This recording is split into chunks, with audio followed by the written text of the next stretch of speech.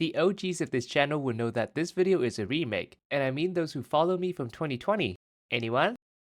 So back in 2022, I did a little transit exploration of going to all Skytrain stations in Metro Vancouver, and then my old channel was hacked, and I never found the original video to repost. I found the raw clips of me doing that, and hope you enjoy me retelling my journey from 3 years ago through this voiceover, or you can always get a membership of this channel, or donate to my Patreon so that I can physically do that again one day. I chose the airport as my starting point. POV, you're a tourist to the city. I quickly made my way to the elevated link between the airport entrance and the Skytrain station to enter the Canada Line train. My 20-year-old self was so excited about sitting at the front of the train and observe and dreaming about being a train driver. The train slowly cruises through Sea Island Centre and Templeton before arriving at Bridgeport, where I stopped here to explain the route. Alright, so I'm at Bridgeport Station and I should have explained the route to you earlier. So I started at the airport, go to Bridgeport, going all down to Richmond Brick House, and then go all the way back to Vancouver City Centre. From here I'll take the walk to Granville Station. From Granville I'll take the Expo line to Commercial and Broadway, then change to Millenium Line to Clark, and then going all the way towards Lafarge Lake, Douglas, then take the train back to Production Way, where I'll change the Expo line to Columbia. From Columbia, I'll then go all the way to King George, then traverse back to Waterfront. That is where the challenge will end. Sadly, we have to exclude the West Coast Express because today is Saturday and the train doesn't run on Saturday. Started the challenge on a Saturday, which means trains run less frequent than regular days. I don't know, but for the past few days in here, I see that the trains come much more often during the weekdays. I caught another Canada Line train going southbound to Richmond. Fun fact, by the time this video is out, I probably will have another station to visit, the new Capstan Station between Bridgeport and Aberdeen. Then I sat on the same train to go towards downtown. Whee! Look at that time lapse.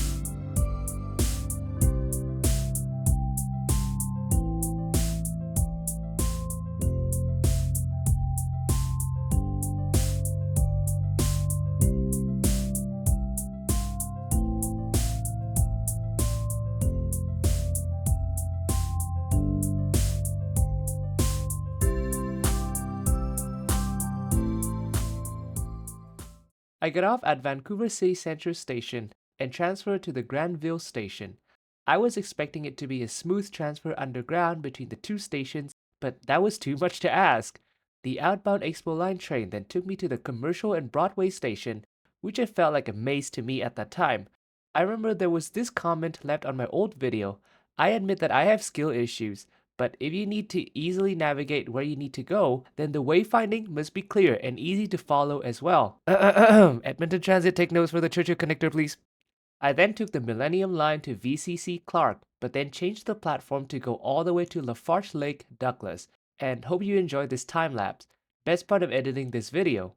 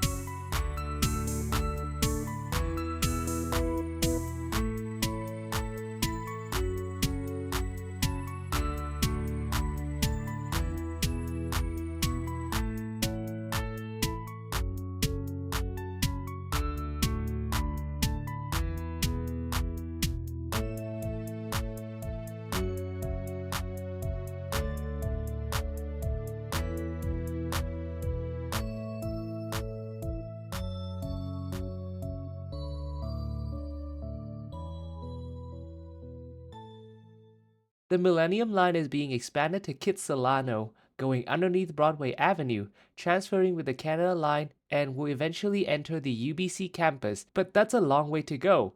Hopefully not 2077. I transferred to the Production Way University Station for the Expo line to Columbia, and then transferred at Columbia for another branch of the Skytrain to go to Surrey.